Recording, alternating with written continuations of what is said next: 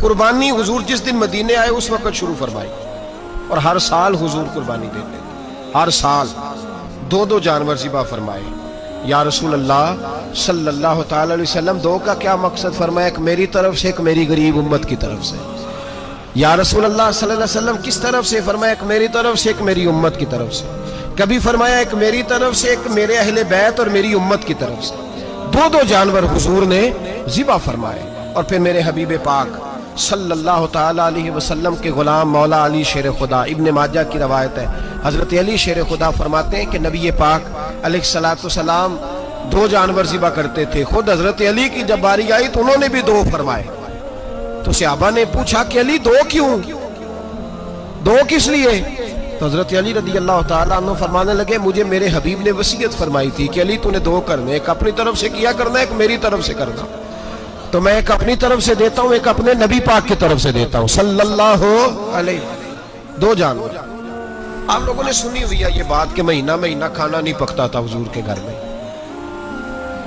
حضرت عائشہ فرماتی ہیں 3 چاند اور 3 سورج اکٹھے کبھی نہیں دیکھے جب ساتھ روٹی بھی کھائی ہو، یعنی 3 دن مسلسل کبھی کھانا نہیں کھایا۔ قربانیاں کتنی دیں؟ بولیے۔ حضرت علی شیر خدا کا مکان کوئی نہیں اپنا، کوئی گھر نہیں بنایا۔ مولا کائنات شیر خدا، میں نے یہ بات پھر دہرا رہا ہوں، پہلے بھی میں نے عرض کی تھی، پکا کرنے کے لیے دہرا رہا ہوں۔ حضرت علی کا کوئی کاروبار نہیں بظاہر۔ بی بی صاحبہ فرماتی ہیں کہ کئی ہفتے صرف سرکہ اور کھجوریں۔ قربانیاں کتنی؟ اسی سارے صاحب لان ٹورے ہیں کہ ساڑھے تے لگ دیئے کہ نہیں، پکا۔ اور پھر جب بات ہوتی ہے دینے کی تو ماحول اور ہوتا ہے، جب لینے کی باری ہوتی ہے تو ماحول اور ہوتا ہے۔ قربانی واجب ہے اس شخص پر جس کے پاس 52.5 تولے چاندی یا 7.5 تولے، لیکن میں 7.5 تولے والا فتویٰ نہیں دیتا، میں 52.5 تولے چاندی والا فتویٰ دیتا ہوں، اس لیے کہ 52.5 تولے چاندی تو شاید تولہ یا 1.5 تولہ سونے کے برابر ہی ہو جائے، ٹھیک ہے نا جی؟ تو 7.5 تولے سونا 50-60 ہزار روپیہ جس آدمی کے اکاؤنٹ میں موجود ہے وہ قربانی کرے۔ بلکہ امام شافعی رحمۃ اللہ علیہ فرمایا کرتے تھے جس نے 3 کمروں کو تالا لگایا ہوا ہے وہ 3 کمرے فارغ ہیں، اس کے کسی کام کے نہیں، ان کی قیمت کا حساب لگائے، اور چھت پہ سٹور بنا دیا ہے، کوئی مطلب نہیں اس کا، اور جو ویسے رکھی ہوئے ہیں کوئی معنی ہی نہیں کمرے کا، فرماتے تھے حساب لگائے قربانی کرے۔ رب کریم کی بارگاہ میں دینے کا جب معاملہ آیا تو تو گول کر گیا کام۔ میرے رسول کائنات سرور عالم صلی اللہ علیہ وسلم کا جب اپنے لیے چیزیں استعمال کرنے کا ماحول ہے تو محبوب پاک علیہ الصلوۃ والسلام نے مہینہ روٹی نہیں پکائی۔ یہاں جو آدمی ہر جمعرات کو 4 کلو بکرے کا گوشت پکاتا ہے اور ہر تیسرے دن مرغی کا گوشت لاتا ہے، وہ قربانی کی باری آتی ہے تو کہتا ہے میرے پہ لگتی نہیں۔ وہ ٹھیک ہے ابا جی لے آئے، ابا جی کی طرف سے قربانی ہے، اس دفعہ ابا جی کی، اگلی دفعہ اماں جی کی، اس سے اگلی دفعہ دادی جی کی۔ او خدا کے بندو، جس آدمی کے پاس پیسے ہیں پہلے اپنی قربانی واجب ہے۔ میری بات کی سمجھ آ رہی ہے عزیزوں کو؟ جو آدمی صاحب استطاعت ہے پہلے کس کی قربانی کرے گا؟ وہ کمائی کرتا ہے، اس کے اپنے اکاؤنٹ میں تنخواہ آتی ہے، ابا جی کے اکاؤنٹ میں نہیں آتی۔ اس نے اپنا بینک بیلنس چوری بھی رکھا ہوا ابا جی سے۔ پہلے اپنی قربانی کرے، اگر اس کو شوق ہے، دل کرتا ہے تو ایک اور خریدے، پھر ابا جی کی طرف سے کرے۔ اگر اللہ نے توفیق دیا تو ایک اور خریدے، اماں جی کی طرف سے کرے۔ اور اگر اس کے دل کو اللہ ٹھنڈک عطا کرے، سکون کرے، تو پھر اپنے رسول کی طرف سے بھی قربانی دے، پھر اپنے محبوب کی جانب سے بھی قربانی کرے۔ نبی پاک صلی اللہ تعالی علیہ وسلم نے ہر سال 2 قربانیاں دی، 10 سال، کل کتنی ہوگی 10 سالوں میں؟ بولیے۔ اور جب حضور حج کرنے گئے نبی پاک نے 63 اونٹ ذبح فرمائے۔ ایک اونٹ میں کتنی قربانیاں ہوتی ہیں؟ 63 اونٹ حضور نے ذبح فرمائے۔ اور حدیث بڑی مزیدار ہے، حضرت ابو ہریرہ رضی اللہ تعالیٰ عنہ فرماتے ہیں کہ جب اونٹ ذبح کرنے کی باری آئی تو ہم سوچ رہے تھے، پریشان تھے کہ یہ تو بڑا مشکل ہے ذبح کرنا، بڑا مشکل ہے، اس کو تو نہر کرنا پڑتا ہے، گرانا پڑتا ہے، باندھنا پڑتا ہے، سب سے مشکل کام اونٹ ذبح کرنا ہے۔ تو نبی پاک صلی اللہ علیہ وسلم کی تو عادت کریمہ ہے، اپنے ہاتھ سے ذبح کرتے ہیں حضور۔ وہ ہمارا اللہ خیر کرے، اب اللہ ہی حافظ ہے، ذبح کرنا تو دور کی بات ہے۔ ہمارا جو بی اے پاس لڑکا ہے نا، اس کو ڈر آتا ہے جانور کے پاس کھڑے ہوتے ہوئے، کہتے ہیں بچوں کو اندر لے جاؤ، 10 سال کا 12 سال کا، اس کو اندر لے جاؤ، ذبح کرنا ہے، روئے گا۔ اب بس کرو یار، یہ کس قوم سے تمہارا تعلق پڑ گیا ہے؟ ہمارے تو 12 اور 14 سال کے معوذ اور معاذ ابو جہل کی گردن کاٹ کے رکھ دیا کرتے تھے، اور تو بچہ بکرا ذبح کرنے سے ڈرا رہا ہے، اس کو کھڑا کر لا کے۔ قربانی تو جہاد کی ٹریننگ ہے، وہ کھڑا کر، اس کو کہا بیٹا یہاں کھڑا ہو، اللہ کے رستے میں بکرے کی گردن کاٹنی ہے، اگر کوئی شخص خدا رسول کے دین کی مخالفت کرے، کفر کا جھنڈا اٹھائے تو اس کی گردن بھی کاٹنی ہے۔ یہ ٹریننگ ہے بچوں کے لیے۔ یہاں عجیب ماحول ہے، ڈر لگ رہا ہے، پیچھے ہٹ جاؤ۔ اور جس صاحب کی قربانی ہے وہ بھی کوئی 1.5 کلومیٹر کے فاصلے پہ کھڑے ہیں، دور کھڑے ہو کے دیکھ رہے ہیں۔ نفیس ہی بڑے ہیں جناب، لطیف ہی بڑے ہیں، کپڑوں کو کوئی قطرہ خون کا لگ گیا تو بڑی مصیبت بن جائے گی۔ اور امیر آدمی اس کا تو گھر کسائی نے خود فون کیا ہے کہ صاحب سب سے پہلے میں آپ کے گھر آؤں گا، اس کو پتہ ہے کہ منہ مانگی قیمت ملے گی۔ مہربانی فرمائے، قربانی میرے رسول پاک صلی اللہ علیہ وسلم سے زیادہ نفاست والی طبیعت کسی کی نہیں۔ صحابہ کہتے ہیں اتنا حسین محبوب کا انداز تھا کہ کبھی کپڑوں پہ مکھی بھی نہیں بیٹھی تھی، اور حضور سے ہم سلام لیتے تھے، دست مبارک چومتے تھے تو ہمارے ہاتھوں سے کستوری کی خوشبو آنے لگتی تھی، اور فرماتے ہیں نبی پاک کا ہاتھ یوں ہوتا تھا کہ برف بھی اتنی ٹھنڈی نہیں جتنا پیارا حضور کا ہاتھ ٹھنڈا ہوتا تھا۔ پھر بھی حضور دست مبارک میں خنجر پکڑتے، جانور کو لٹاتے اور اپنی طامت کو سمیٹتے، اور اللہ کے حبیب گھٹنا رکھتے اس کی گردن پر، اور بسم اللہ اللہ اکبر کہہ کے ذبح فرماتے۔ حضور خود دست مبارک سے۔ تو اتنا زیادہ نازک مزاج ہو گیا ہے کہ اب یہ والی سنت ادا کرنا مشکل ہو گیا تیرے لیے۔ 63 اونٹ ہیں، اور صحابہ کرام علیہم رضوان فرماتے ہیں کہ حال یہ ہے ہم سوچ رہے ہیں کیسے ذبح کریں گے، کیا کریں گے، کیسے گرائیں گے، اور نبی پاک صلی اللہ علیہ وسلم کہتے ہیں ہم ابھی سوچ میں ہی تھے کہ حضور نے چھری پکڑی۔ خنجر جب حضور نے اٹھایا تو فرماتے ہیں اونٹ دوڑتا ہوا آیا اور نبی پاک کے سامنے آ کے لیٹ گیا۔ فرماتے ہیں اللہ کے رسول نے بسم اللہ اللہ اکبر کہہ کے ذبح کیا، اس نے ٹانگ بھی کوئی نہیں ہلائی، پیر بھی کوئی نہیں ہلایا۔ وہ کسی شاعر نے بڑی عجیب بات کہی تھی، اس نے کہا پھنسی جو دام میں بلبل تو لگی یوں کہنے، کرے گا قتل کیا تو نے جب اسیر مجھے، کباب شمع کے شعلے پہ کیجیو سیاد، شکل گل نظر آئے دم اخیر مجھے۔ وہ کہتے ہیں بلبل کو شکاری، سیاد شکاری نے پکڑ لیا بلبل کو، تو سیاد سے بلبل کہنے لگی تو نے پکڑا ہے تو قتل تو کرے گا ہی نا، کھائے گا تو صحیح، ایک میری منت ہے۔ شکاری کہنے لگا وہ کیا؟ تو بلبل کہنے لگی جب تو مجھے ذبح کرے نا اور پکائے تو مجھے پھول سے بڑی محبت ہے، اس طرح کرنا، کوئلے اتنے زیادہ دہکانا، اس قدر زیادہ آگ جلانا کہ ان کی شکل گلاب کے پھول کی طرح سرخ ہو جائے، تو جب تو مجھے ان پر جلائے گا تو مجھے تکلیف نہیں ہوگی، اس لیے کہ محبوب کا چہرہ جو سامنے آ جائے گا مجھے تکلیف نہیں ہوگی۔ پھنسی جو دام میں بلبل تو لگی یوں کہنے، کرے گا قتل کیا تو نے جب اسیر مجھے، کباب شمع کے شعلے پہ کیجیو سیاد، او شکل گل نظر آئے دم اخیر مجھے۔ اعلیٰ حضرت بریلوی علیہ رحمہ فرمایا کرتے تھے، فرماتے تھے بڑی تکلیف ہوگی جب جان نکلے گی۔ روایتوں میں آتا ہے جس طرح باریک دوپٹہ جھاڑیوں پہ ڈالا جائے، کھینچا جائے تو پھٹ جاتا ہے، یوں تکلیف ہوگی۔ اور فرمانے لگے رسول اللہ کے غلام کو کوئی تکلیف نہیں ہوگی۔ حضور کیوں؟ فرمایا اس لیے کہ جب جان نکلنے لگے گی تو سامنے جلوہ ودہاد آ جائے گا، حضور کے جلوے ہوتے رہیں گے تو پتہ ہی نہیں چلے گا جان کیسے نکل گئی۔ پھنسی جو دام میں بلبل، تو صحابہ فرماتے ہیں کہ اونٹ دوڑتا ہوا آیا، حضور کے سامنے آ کے لیٹا، نبی پاک نے ذبح فرمایا، اور فرماتے ہیں ہاتھ دھو گئی۔ حضور نے توجہ فرمائی تو دوسرا دوڑتا ہوا آ گیا، تیسرا آ گیا۔ حضرت ابو ہریرہ فرمایا کرتے اونٹ ایک دوسرے کو دھکے دیتے تھے، پیچھے ہٹ جا، پہلے میں نے جانا ہے، پہلے میں نے جانا ہے۔ 63 اونٹ وادی منا میں حج کے موقع پر میرے رسول پاک نے دست مبارک سے ذبح فرمائے۔ ہر قربانی حضور نے اپنے ہاتھوں سے فرمائی۔ قربانی واجبات دین میں سے، ضروریات دین میں سے، اور کوئی اتنا لمبا چوڑا مسئلہ نہیں، بہت ساری چیزوں کو خود بخود مشکل کر لیتے ہیں۔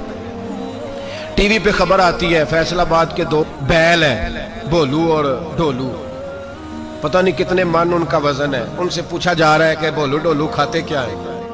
تو کہتے ہیں بادام کھاتے ہیں، مکھن کھاتے ہیں، یہ جناب پتہ نہیں ان کو دودھ کتنے کلو روز پیتے ہیں، اور بولو ڈولو بیچارے سے خود نہیں چلا جا رہا، لگ ایسے رہ جیسے وہ خود کہہ رہے ہیں مہربانی کرو ہمیں ذبح کر لو، اب تو اٹھا بیٹھا بھی نہیں جا رہا۔ او خدا کے بندو، دین کی اصل حقیقت کو سمجھو۔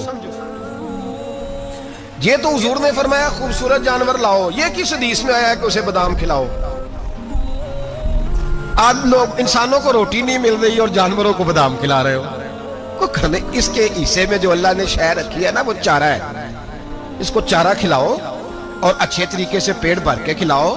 جانور کو پیٹ بھر کے چارہ کھلایا جائے تو جتنی اس کی طبیعت ہوتی ہے اس حساب سے وہ صحت مند ہو جاتا ہے۔ باقی یہ تو آپ کسی شخص کو اتنا کھلا دیں کہ اس کا پیٹ اتنا بڑا ہو جائے، پھول جائے، تو وہ بیچارہ تکلیف میں آئے گا کہ نہیں آئے گا؟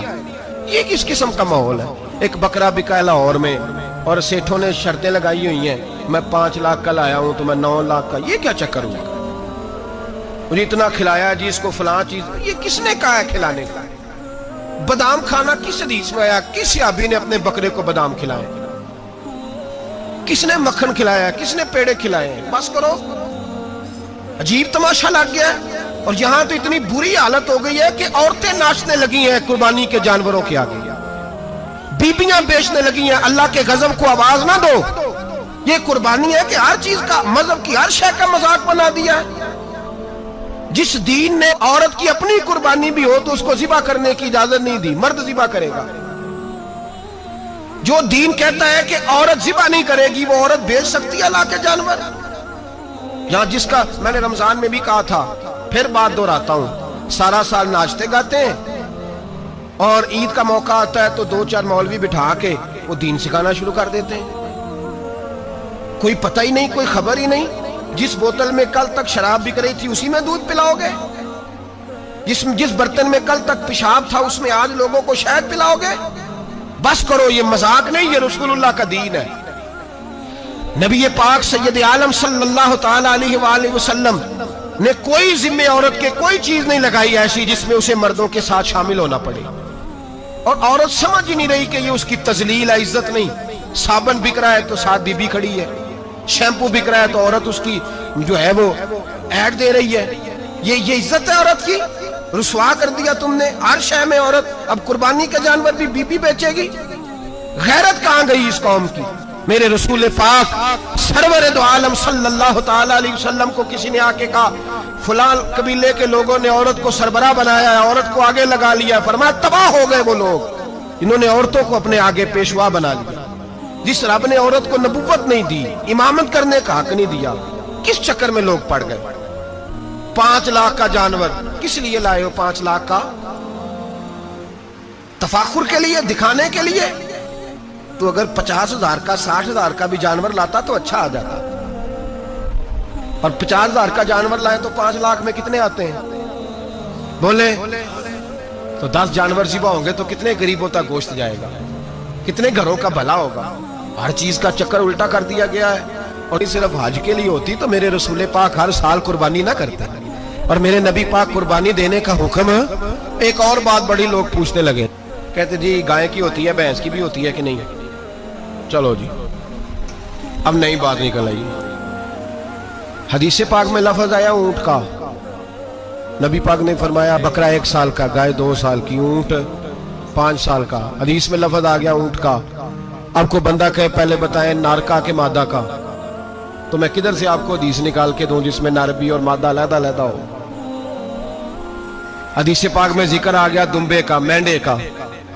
اب باقی جو سارے جاگ رہے ہیں نا، اب غور فرمائیں، باقی ایک بکرا ہے، ایک چترا ہے، ایک دمبا ہے، ایک دیسی بکرا ہے، ایک پہاڑی بکرا ہے، تو علیحدہ علیحدہ لفظ کہاں سے نکال کے دیے جائیں؟ یہ ساری انواع ہیں، اقسام ہیں، نوع ہیں۔ اسی طرح بھینس بھی گائے کی ایک قسم ہے۔ امام اعظم ابو حنیفہ فرماتے ہیں النوع منہ، یہ اس کی ایک قسم ہے، نوع میں سے ہے، گائے کی نوع میں سے ہے۔ آپ عام لفظ بولتے ہیں تو کہتے ہیں بکرا چترا گائے بھینس، عام لفظ ہے نا۔ تو جب گائے کہہ دیا تو اب کو بندہ کہے گائے آیا تو پہلے بتائیں گائے تو ہے تو اس میں بیل شامل ہے کہ نہیں؟ تو گائے کی جتنی قسمیں ہیں نا، ہمارے محدثین بھینس کو گائے میں شامل کرتے ہیں۔ بھینس گائے کی ایک قسم ہے۔ تو نبی پاک صلی اللہ علیہ وسلم نے جب گائے کا لفظ استعمال کیا تو بھینس اس کے اندر آ گئی۔ تو اگر گائے کی قربانی جائز ہے تو بھینس کی قربانی بھی جائز ہے، اگر بیل کی قربانی جائز ہے تو کٹے کی قربانی بھی 100% جائز ہے۔ اس کے اندر 7 حصے ڈالے جائیں گے، اسے قربان کیا جائے گا، یہ جائز ہے۔ اگر آپ صریح لفظ نکال کے دکھانے کو کہیں گے تو پھر تو بڑی چیزوں میں لوگ الجھ جائیں گے۔ پھر کیسے نکالا جائے گا؟ خسی کی جائز ہے کہ نہیں، جو خسی نہیں اس کی جائز ہے کہ نہیں، فلاں کی. تو ان تفصیلات، ہاں بہت ساری چیزوں کی تفصیلات حدیث میں ہیں، لیکن ساری چیزوں کی موجود نہیں. اس لیے میرے عزیز یاد رکھیں، بھینس کی قربانی بھی ہوگی، گائے کی بھی ہوگی، بیل کی بھی ہوگی، کٹے کی بھی ہوگی. جن کی نہیں ان کی نہیں. ہم نے کبھی کہا ہرن کی قربانی بھی ہوگی یا مرغی کی قربانی بھی ہوگی. تو حدیث مبارکہ کے اندر جو چیزیں موجود ہیں ان کی جتنی اقسام ہیں ان سب کی قربانی کرنا جائز ہے. اور میرے نبی پاک صلی اللہ علیہ وسلم نے فرمایا جانور خوبصورت ہو، لنگڑا نہ ہو، کانا نہ ہو، زخمی نہ ہو، خوبصورت جانور لاؤ، اس کو لا کے ذبح کرو. لوگ کہتے ہیں چلو اتنے پیسے اللہ کے راستے میں دے دیں، تو یہ کافی نہیں کافی. مسلم شریف میں، بخاری شریف میں میرے نبی پاک سید عالم صلی اللہ تعالی علیہ وسلم نے فرمایا 10 ذی الحج کو اللہ کی نظر میں ابن آدم کا سب سے پسندیدہ عمل. لیکن نا 10 ذی الحج کو، کل 10 ذی الحج ہے تو بڑے کام ہوں گے. فجر کی نماز بھی ہوگی، تکبیرات تشریق بھی پڑھی جائیں گی. آج فجر سے شروع ہو گئی نا، 9 کی فجر سے لے کر 13 کی عصر تک تکبیرات تشریق پڑھی جائیں گی. اللہ اکبر، اللہ اکبر، لا الہ الا اللہ واللہ اکبر، اللہ اکبر وللہ الحمد، اللہ اکبر، اللہ اکبر، لا الہ الا اللہ واللہ اکبر، اللہ اکبر وللہ الحمد، اللہ اکبر، اللہ اکبر، لا الہ الا اللہ واللہ اکبر، اللہ اکبر وللہ الحمد. کوشش کریں جب بھی پڑھیں 3 بار پڑھیں. تکبیرات تشریق بھی پڑھی جائیں گی، فجر کی نماز بھی کل ہوگی، عید کی نماز بھی ہوگی، لوگ اور بھی کوئی ذکر اذکار کریں گے. لیکن میرے نبی پاک صلی اللہ علیہ وسلم نے فرمایا 10 ذی الحج کو اللہ کو اپنے بندے کا جو کام سب سے زیادہ پسند ہے وہ یہ ہے کہ وہ اللہ کے راستے میں جانور کا خون بہائے. حالانکہ نمازیں بھی ہیں، اذکار بھی ہیں، تکبیرات بھی ہیں، سارا کچھ، پر اللہ کو سب سے زیادہ کیا پسند ہے؟ جانور کو قربان کرنا. یہ اللہ کو بڑے خوبصورت لفظ نبی پاک علیہ السلام نے فرمایا قربانی کا جانور قیامت کے دن اپنے سینگوں اور کھروں سمیت آئے گا، اور جس نے قربانی کی ہوگی اس کی بخشش کروا کے اسے جنت میں لے کر جائے گا. تو فرمایا ابن آدم کا سب سے پسندیدہ عمل یہ، سب سے پسندیدہ کہ وہ 10 ذی الحج کو قربانی کریں، کوشش کریں خود ذبح کریں اپنا جانور. یہ حضور کی سنت ہے. یہ نہ ہو سکے تو نبی پاک صلی اللہ علیہ وسلم نے اپنے ہاتھوں سے ذبح کرنے لگے حضرت فاطمہ کا جانور. تو فرمایا فاطمہ ادھر آ کے اس کے پاس کھڑی ہو جاؤ، میں تمہارا جانور ذبح کرنے لگا. اپنے جانور کے پاس کھڑے ہوں. میرے جو بھائی ذبح کرنے کا کام کرتے ہیں نا، قصاب ہم کہتے ہیں، سارے قصاب نہیں ہوتے، بہت سارے لوگ یہ سعادت حاصل کرتے ہیں اور بڑے نیکی کا کام کرتے ہیں. اللہ انہیں بڑی بہترین جزا عطا فرمائے گا، بڑا خیر کا کام کرتے ہیں. لیکن چونکہ رش ہوتا ہے ایسے لوگوں کے پاس، تھوڑی جلدی بھی ہوتی ہے. پہلی تو کوشش کریں تکبیر خود ڈالیں، یہ نہیں ہو سکتا تو قریب کھڑے ہوں. ہمارے ہاں ایک رواج یہ بھی ہے کہ 2 بندے ہاتھ رکھتے ہیں. ذبح وہ کر رہا ہوتا ہے تو جس کی قربانی ہوتی ہے اس کو کہتے ہیں تو بھی ساتھ ہاتھ رکھ. ہوتا ہے نا جی بہت ساری جگہوں. اب حکم یہ ہے شریعت اسلامیہ کا کہ جب جانور ذبح کریں گے تو پڑھیں گے بسم اللہ اللہ، بسم اللہ اللہ. ہاں نبی پاک صلی اللہ علیہ وسلم نے لمبی دعا پڑھی، صحابہ بھی لمبی دعا، انی وجہت وجہی للذی فطر السماوات والارض حنیفا وما انا من المشرکین، یہ بھی پڑھا. اور پھر میرے رسول پاک صلی اللہ علیہ وسلم نے یہ بھی کہا کہ اللہ میری طرف سے قبول فرما، میری امت، میری اہل بیت کی طرف سے قبول فرما. صحابہ جب جانور ذبح کرنے لگتے پہلے یہ دعا پڑھتے، پھر کہتے اللہم تقبل منا کما تقبلتا خلیل کا ابراہیم علیہ السلام وتقبلتا حبیب کا محمد صلی اللہ علیہ وسلم، اے اللہ ہم سے بھی قبول فرما جیسے تو نے حضرت ابراہیم سے قبول فرمائی اور جیسے اپنے حبیب حضرت محمد صلی اللہ علیہ وسلم سے قبول. یہ ساری دعا پڑھیں. اور جب جانور ذبح کرنے لگے تو پھر پڑھیں بسم اللہ اللہ، بسم اللہ اللہ. اچھا 2 آدمیوں نے ہاتھ رکھا ہوا ہے، 2 آدمیوں. اب اگر ایک نے بھی نہ پڑھی بسم اللہ اللہ اکبر تو جانور حلال نہیں ہوگا، دونوں کو پڑھنا پڑے گا. یہ مسئلہ یاد رکھیں. ایک اور بات بھی بتانی ہے آپ کو، وہ بھی آپ نے یاد رکھنی ہے.